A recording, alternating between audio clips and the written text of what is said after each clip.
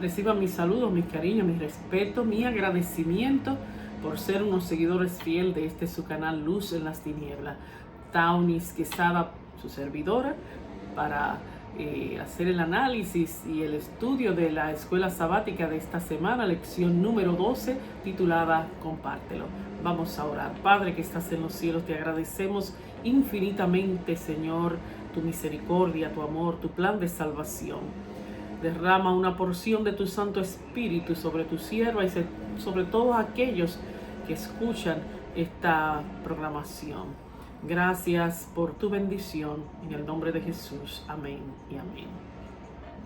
El versículo para memorizar de esta semana se encuentra en el libro de Isaías, capítulo 50, versículo 4.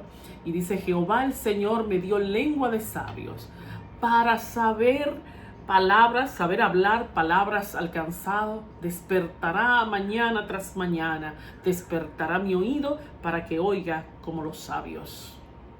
Qué interesante. El libro de Isaías, este versículo pertenece a uno de los llamados cánticos del siervo en Isaías. Aquí aparece un siervo obediente, un siervo que es sensible a la voz de Dios y enviado para sostener al cansado. Desde la perspectiva cristiana, muchos ven en este siervo una profecía de Jesucristo, aunque también contiene principios para todo creyente que desea servir a Dios y a su prójimo. Vamos a desglosar este versículo, como ustedes saben que es mi estilo. Vamos a empezar por la frase que dice: Jehová el Señor me dio lengua de sabios. Aquí la palabra lengua no habla solo del habla física, ¿verdad? De lengua, del idioma, sino de la capacidad espiritual de comunicar verdad, consuelo y dirección a los demás. La expresión lengua de sabios implica hablar con discernimiento, saber cuándo hablar y cómo hablar, cuándo callar, usar palabras que sanen, no que destruyan, tener un lenguaje nacido desde la comunión con Dios. No es simplemente elocuencia humana. No confundan elocuencia y bonitas palabras rebuscadas. Son palabras de Dios, palabras que vienen del Altísimo, inspiradas por el Espíritu Santo. No palabras rebuscadas por los humanos, queriendo usar el lenguaje que supuestamente creen que lleguen. Eso déjenselo a los políticos. Los cristianos somos otras cosas, porque hay personas que hablan mucho, pero no sanan a nadie. En cambio, una palabra guiada por Dios como debe ser, puede levantar a un alma caída. Esto conecta directamente con un proverbio precioso que hay en la Biblia. Dice: la lengua apacible es árbol de vida. Fíjese qué importante es la lengua apacible. Señor que estás en los cielos, otórganos una lengua apacible a la que habla, a los que escuchan en este momento. En el nombre de Jesús te lo pedimos, Señor. En la verdadera sabiduría no consiste en los conocimientos mundanos. La verdadera sabiduría viene de Dios y consiste en escuchar su palabra, en decir su palabra, hablar lo que Él quiere que hablamos. No es un asunto de impresionar, sino de transmitir vida. Esa es la palabra. El versículo sigue diciendo: para saber hablar palabras al cansado. No todo el mundo sabe hablar palabras al cansado. Hay personas que más le vale que se queden calladitas. Como dice un adagio: calladito te ves más bonito. Y este es el propósito de la lengua dada por Dios. Saber hablar al cansado. El siervo recibe palabras no para exaltarse a sí mismo, sino para sostener al cansado. ¿Quién es el cansado? ¿Se acuerdan de los fariseos? ¿Quién es mi prójimo? ¿Quién es el cansado? El cansado por el pecado, el cansado por las pruebas, el cansado emocionalmente, el cansado de luchar, el cansado espiritualmente, el cansado que no tiene esperanza. Y aquí vemos el carácter de Cristo, el carácter de Cristo. venid a mí todos los que estáis trabajados y cargados. Jesús siempre supo hablar al corazón herido. A la samaritana le dio dignidad. A Pedro lo restauró. A María Magdalena le dio esperanza. Al ladrón en la cruz le dio seguridad de salvación. El enemigo usa palabras de forma diferente. Todo lo contrario. El enemigo usa palabras para condenar, pero Dios usa palabras para restaurar. La otra parte que dice despertará mañana tras mañana. ¿Qué tú crees que quiere decir despertará mañana tras mañana? Esto habla de una disciplina espiritual continua. No es que yo hoy me levanto temprano, hago mi devocional con el Señor, estudio la palabra, oro, pero ya mañana me dio mucho sueño, me quedé ahí. Es continuo, mañana tras mañana. No dice de vez en cuando, mañana tras mañana. El siervo tiene que tener una relación diaria y constante con Dios. Diaria y constante con Dios. Cuando usted, ahora en este tiempo que hasta los niños usan celulares, si usted no carga su celular, se le va a morir la batería. Imagínese que lo haga mientras usted está en medio de una conversación muy importante. Usted pierde la comunicación. Pues levantarse mañana tras mañana, tener esa comunión con el Señor, es recargar las baterías espirituales para que no pueda durarle para el día, para lo que vamos a enfrentar. Dios no quiere que nosotros enfrentemos los desafíos de la vida sin haber estado revestidos y ungidos de Él, buscándolo de mañana. Antes de hablarle a la gente, Dios quiere hablarte a ti, de manera que tienes que procurar que Dios te dé esa palabra. Y aquí hay un principio muy profundo. Muchas veces queremos tener lenguas de sabios, pero sin tener oído. Queremos tener lengua de sabio sin tener oído, de manera que por eso el discípulo de Cristo tiene que tener también oído. Tiene que aprender a escuchar al Señor. Nadie puede hablar correctamente sin antes haber aprendido a escuchar. Cuando usted ve a los niños que van adquiriendo el idioma, que van adquiriendo el lenguaje, ellos cuando van a hablar, cuando ya ellos hablan, es porque antes han escuchado. Si un niño usted lo cría sin nunca hablarle, si ellos no oyen nada, ellos no van a aprender nada. De hecho, nosotros sabemos que el niño que habla español es porque oye a sus padres hablando español. Si ese niño, aunque sea de padres de habla hispana, lo cría una pareja de habla inglesa, el niño va a aprender inglés porque está aprendiendo ¿de qué? Del oír. Así que la fuerza espiritual no nace de la improvisación, no nace de lo que yo creo que es, sino que nace de una comunión diaria con el Señor.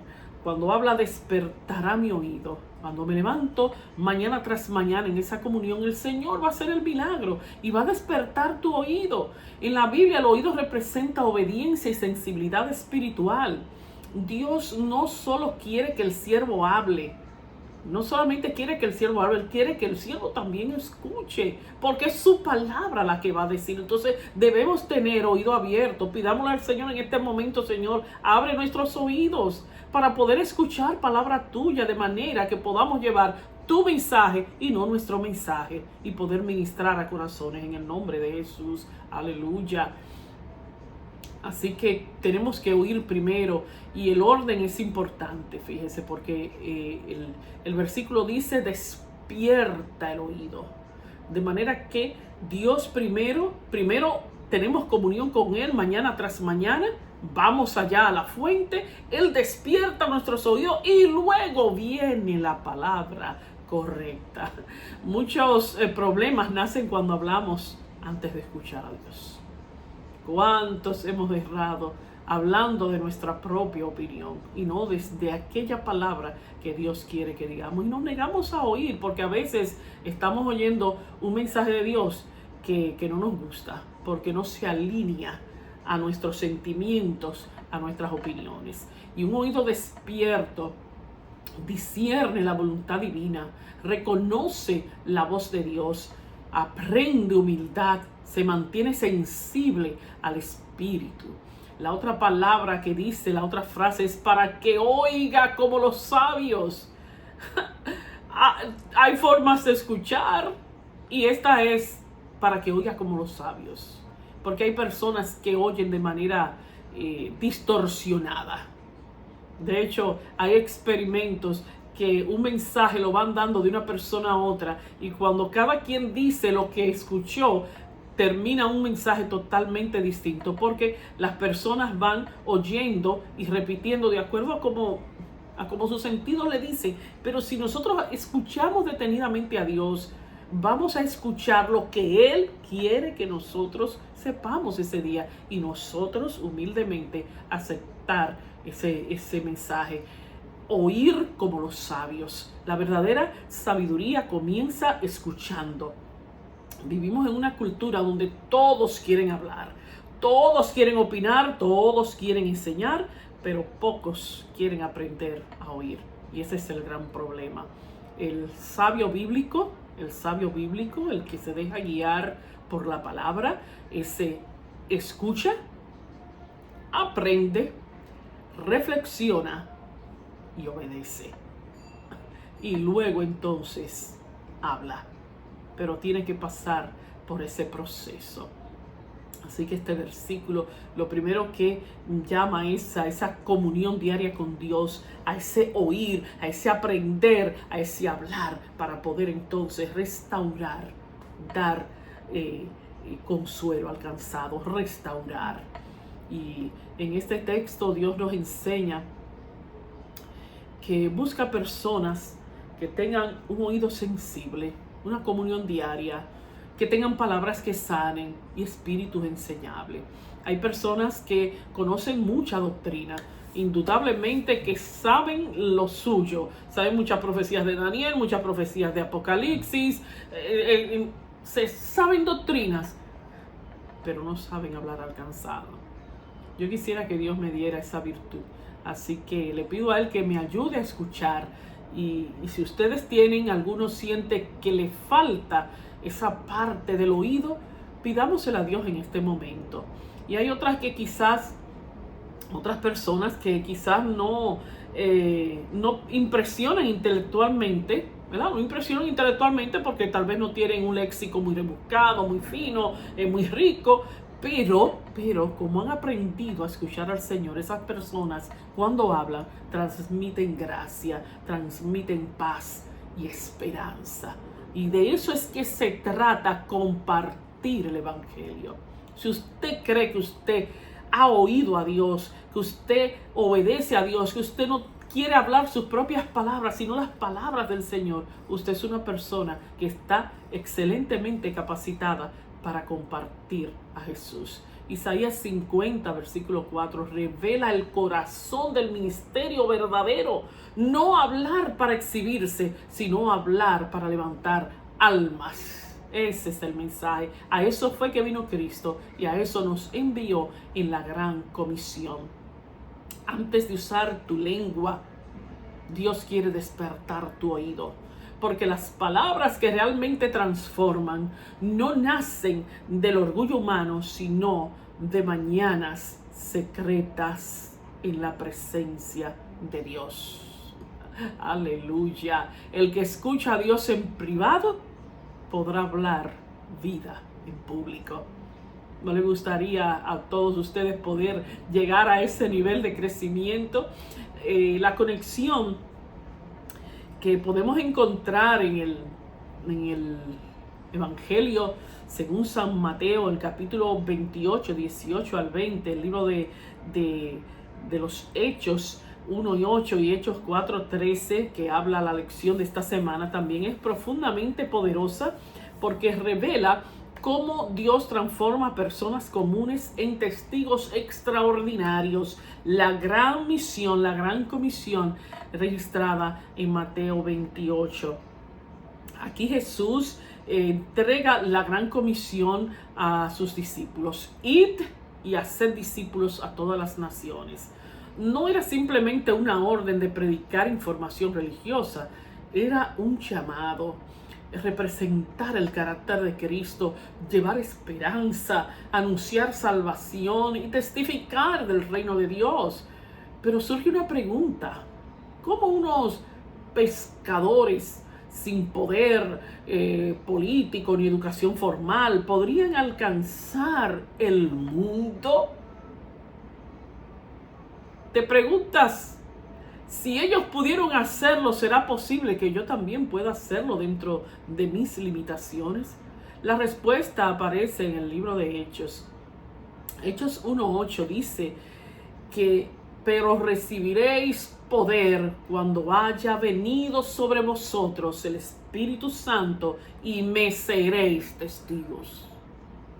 Dios no está hablando, me seréis elocuentes predicadores. Dios está hablando de testigos. ¿Y usted sabe lo que es un testigo? Es alguien que dice lo que vio y oyó, lo que vivió.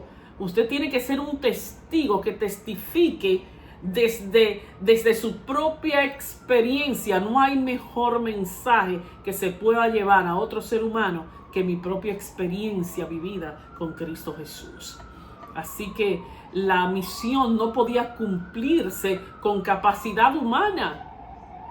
No es con capacidad humana que se cumple la misión, es con la fuerza, el poder del Espíritu Santo viviendo en nosotros. Jesús no dijo, seréis grandes estrategas, seréis grandes filósofos o seréis grandes influyentes. Él dijo, me seréis testigos.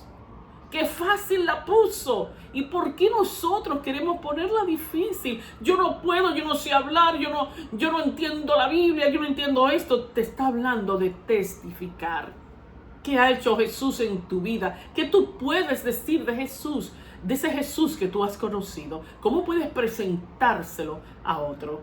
¿Cómo puedes compartirlo? Jesús dijo, sean mis testigos, sean mis testigos. Un testigo habla lo que vio, lo que oyó, lo que vivió con una persona. Por eso es tan importante. El Evangelio no avanza solamente por argumentos intelectuales, sino por vidas transformadas por el Espíritu Santo, por vidas que han estado cerca de Jesús. Y si tú conoces ese Jesús, si tú has tenido una experiencia sanadora, salvadora, restauradora con Jesús, tú fácilmente puedes compartirlo con los demás. En el libro de Hechos habla del denuedo. ¿Qué es ese denuedo? Entonces dice la palabra, viendo el denuedo de Pedro y de Juan. Este denuedo implica como una valentía, libertad para hablar, firmeza al hablar, ausencia de temor en la exposición de la palabra, ausencia de temor ante la oposición que puedan estarle haciendo los demás. Yo vengo aquí a hablar lo que vi, lo que oí, y eso lo voy a decir pese a cualquier cosa. Denuedo, valentía. Y lo impactante es que este texto añade que eran hombres sin letras y de vulgo. Y la gente se quedaba impresionada. Entonces, no eran rabinos famosos, no tenían prestigio religioso, no tenían estudio. Sin embargo, salieron a hablar con autoridad. ¿Por qué hablaban con tanta autoridad?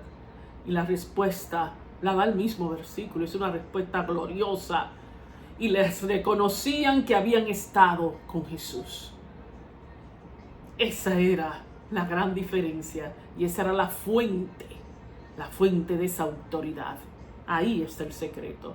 Si nos levantamos mañana tras mañana en comunión con el Señor, si despierta nuestro oído, si estamos dispuestos a escuchar y hablar sus palabras y no las nuestras, no necesitamos títulos universitarios, ni esa gran elocuencia, ni ese gran léxico. Solamente tenemos que contar a nuestra manera, a la manera de pescadores, lo que hemos visto de Jesús.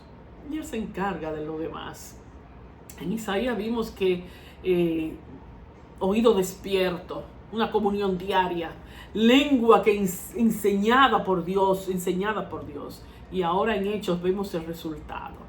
Hombres llenos del Espíritu Santo, hablando con poder, sosteniendo almas, enfrentando persecución sin temor, porque han aprendido obediencia en la comunión con el Señor. Primero Dios despierta el oído, luego unge tu lengua.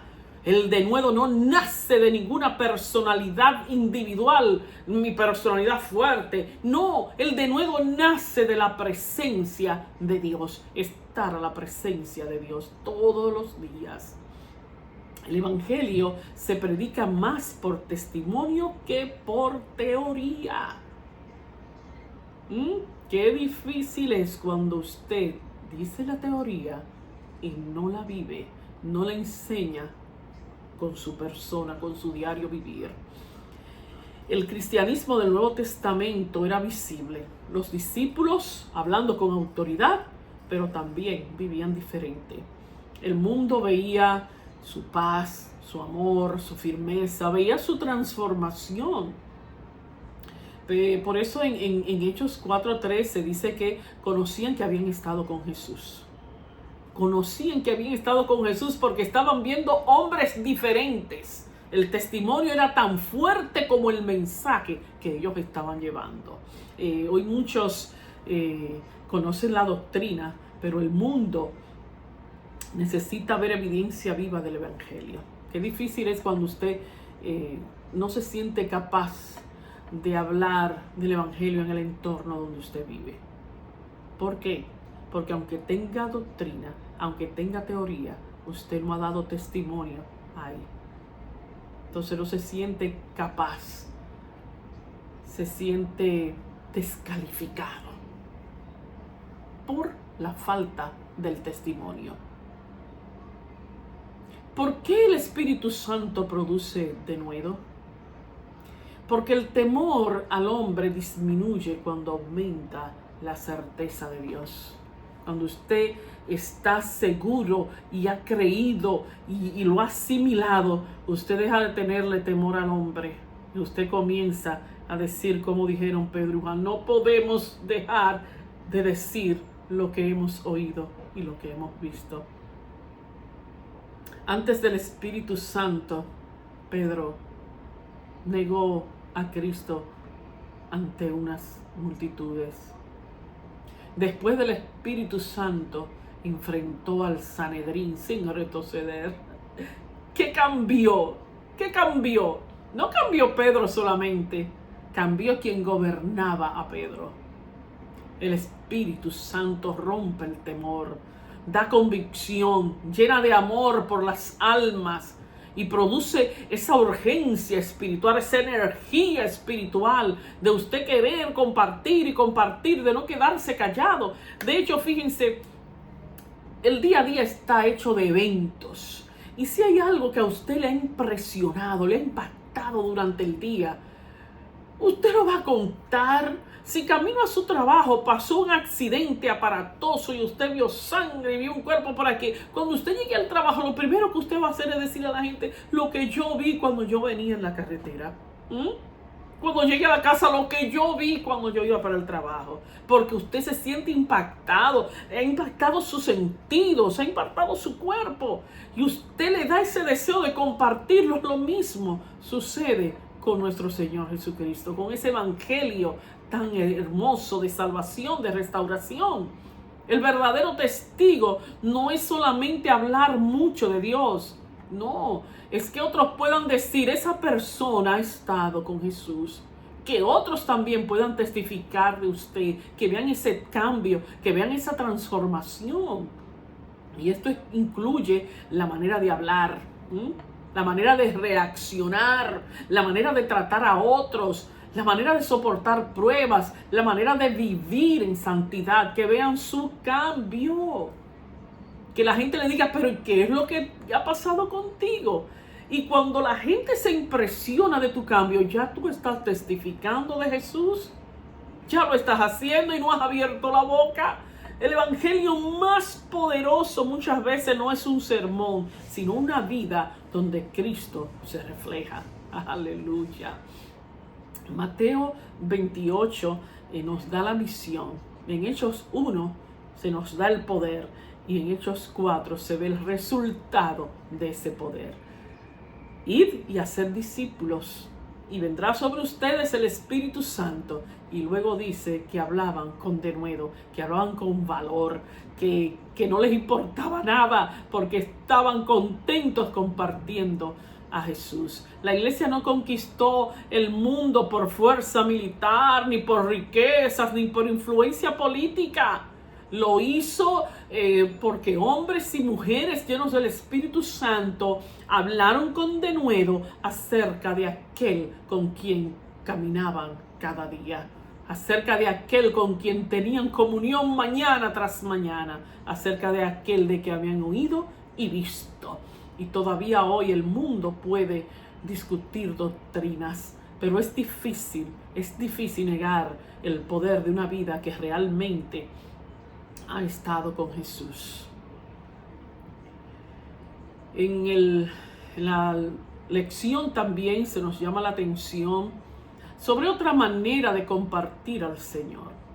Podemos hablar, podemos testificar con nuestro ejemplo, podemos compartir a Jesús, pero ¿qué sucede cuando es dentro de la familia? Y vamos a hablar específicamente de las madres. Y esto es algo extremadamente importante y esperanzador, porque las madres sufrimos mucho cuando tenemos a nuestros hijos alejados del Evangelio. El pasaje de Jeremías 31 tiene un trasfondo doloroso y a la vez esperanzador. Allí aparece Raquel llorando por su hijo, porque perecieron, porque fueron llevados al cautiverio. Y aunque Raquel había muerto siglos atrás, Dios usa su figura como un símbolo de una madre que sigue llorando, una madre que sigue clamando por sus hijos, por la condición espiritual de sus descendientes. En el contexto de esta lectura representa a Efraín como un hijo descarriado, rebelde, lejos de Dios. Y en realidad en la historia, Efraín venía siendo el nieto de Raquel. Raquel era la madre de José y Efraín su nieto. Ya Raquel había muerto y Dios usa la figura de Raquel que está llorando. Dese cuenta que la oración de una madre hoy perdura delante del trono de Dios aún después que ella ha muerto. Y lo dice en Apocalipsis, sus obras, la persona puede morir, pero sus obras continúan con ellos. Así que la oración de la madre por los hijos descarriados es extremadamente importante. Es una manera de usted llevar a Cristo a sus hijos sin tener que abrir la boca, solamente clamando al Señor. Eso es lo hermoso que tiene esta historia sobre el llanto de Raquel, que al final no es un llanto escuchado. Dice, escuchando he oído a Efraín, que se lamentaba, conviérteme y seré convertido. Después que me aparté tuve arrepentimiento. Eso está en Jeremías capítulo 31, versículos del 18 al 19. Este texto desafía y anima de varias maneras cuando tenemos un familiar descarriado.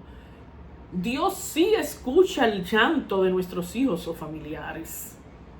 Raquel llora y Dios responde. Eso significa que las lágrimas de una madre, un padre, un hermano, un abuelo no son ignoradas en el cielo.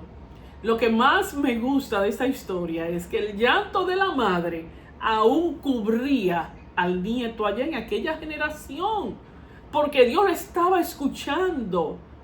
No porque Raquel estuviera viva y todavía el llanto y llorando y llorando y llorando, sino porque para Dios su llanto todavía persistía delante de él y porque todavía lo escuchaba. O sea, muchas veces quien tiene un familiar lejos de Dios, se siente impotente, se siente cansado, tiene temor de que nunca nadie cambie. Pero Jeremías muestra que Dios oye incluso el gemido que nadie más atiende. Y un gemido que llega por generación de generaciones. ¿No es eso maravilloso? ¿No es eso una hermosa esperanza de compartir el evangelio orando?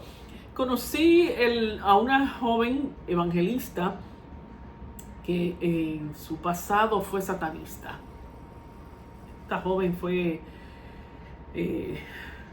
una víctima, una presa del enemigo. Llegó a ser de todo. Pero, lo que no contaba el enemigo es que esta joven tenía una madre que oraba por ella. Ella no le hablaba de Dios. Ella simplemente oraba y oraba. Hasta que un día esa joven fue llamada de una manera especial. Y hoy le sirve por completo al Señor. Así que no nos cansemos de orar por nuestros hijos, por nuestros nietos, por toda nuestra descendencia, que aún nosotros ya no estemos, ese clamor, ese llanto está ante el trono de Dios y Él está presto para escuchar y restaurar. El descarriado puede volver a sentir dolor por su condición. Efraín primero se rebeló, pero luego dice: me castigaste, después que entendí, herí mi muslo. Él se arrepintió, volvió. Eso habla de convicción. Hay personas que hoy parecen endurecidas y usted le habla y usted busca la manera y usted ora y usted dice: pero no veo ningún cambio. Se parecen, están indiferentes o perdidas, pero Dios puede despertar nuevamente su conciencia. No lo dudemos nunca. A veces uno piensa, ya no siente nada espiritualmente, como si ya estuviera muerto espiritualmente, como si las cosas de Dios ya no lo tocaran jamás. Sin embargo, Dios sabe llegar al corazón en el momento preciso. Y si tú crees que estás muerto espiritualmente, ¿acaso Dios no tiene el poder de la resurrección?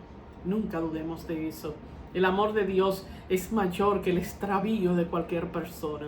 No importa lo lejos o lo profundo que llegue, ahí Dios lo alcanza. Uno de los versículos más tiernos viene después. Dice: ¿no es Efraín hijo precioso para mí? Aleluya. Desde que hablé de él me he acordado constantemente, dice Jehová.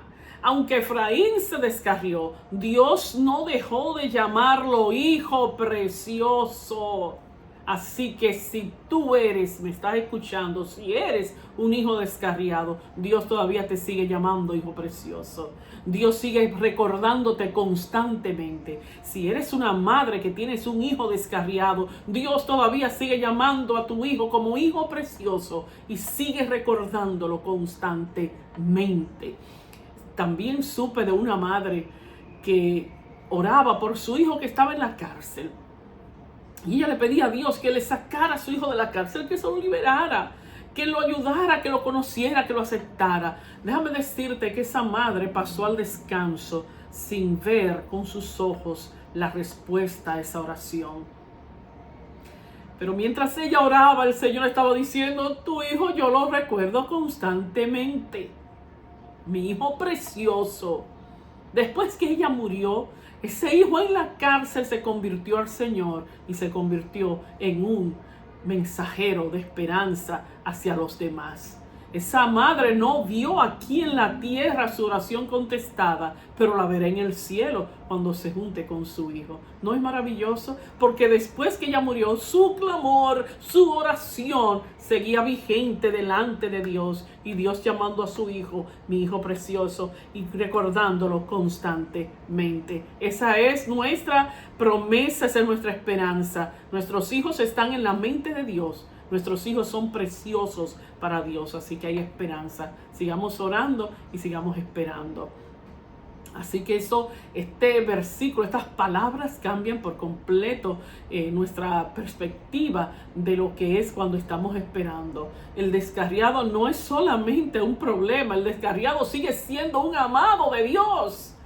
Dios no habla de Efraín con desprecio, sino con misericordia, porque Él vino a salvar a los perdidos. El desafío es no dejar que el dolor destruya nuestra fe. Por más que estemos sufriendo, por más que Raquel lloraba, como dice el versículo, Dios dice: reprime el llanto. Reprime del llanto tu voz, porque salario hay para tu trabajo. Qué palabra más poderosa. Y volverán de la tierra del enemigo. Los voy a sacar de la tierra del enemigo. No significa esto dejar de sentir dolor. Significa no convertir el dolor en desesperanza. No dejar que ese dolor, que esa tristeza nos arrope y nos quite la fe en el Señor. Sabemos que sin fe es imposible agradar a Dios. Hay un punto donde el creyente debe aprender a llorar y orar, a esperar y a confiar. Las dos cosas pueden suceder al mismo tiempo. Pero tiene que haber oración. No podemos solamente llorar, tenemos que orar. No podemos solamente esperar, sino que también dentro de esa espera tenemos que confiar que aunque todavía no veamos los cambios, Dios está trabajando. Dios trabaja aunque tú no veas nada. Dios está trabajando. Muchas restauraciones comienzan silenciosamente. A veces el familiar parece más lejos que nunca, pero Dios ya comenzó esos procesos internos que tú me estás viendo. Y después recibe la maravillosa sorpresa, ¿verdad? Efraín volvió porque Dios lo siguió llamando aún desde lejos. Y esto nos anima a nosotros a perseverar en la oración, en el amor, en el ejemplo que tenemos que dar y en la paciencia. Porque algunos regresan rápido, pero otros vuelven, ¿verdad?, a su manera después de años. Y como le conté ese testimonio de esa señora, vuelven incluso después que ya tú has pasado al descanso. Pero debemos tener la esperanza que si no lo vemos aquí en el mundo físico, lo veremos entonces en el reino de los cielos. Pero Dios nunca pierde la dirección de ninguno de nuestros hijos. Nosotros podemos verlo perdido, porque nuestros ojos nos dicen que están perdidos, pero para el Señor ellos nunca se pierden. Yo nunca me le perdí a Dios. Gloria a Dios por eso. Doy gracias a Dios también por mi hija, porque aunque ha tenido sus idas y venidas, ahí está. Dios siempre me la ha encontrado, así que agradezco y doy gloria a Dios por siempre. Tal vez la parte más esperanzadora de este texto es cuando dice que el mismo Dios que permitió que Efraín sintiera disciplina, también preparó el camino de regreso. No era solamente un Dios que corrige, era un padre esperando el retorno de su hijo. Dios puede permitir que algunas cosas pasen en nuestras vidas, en las vidas de nuestros hijos.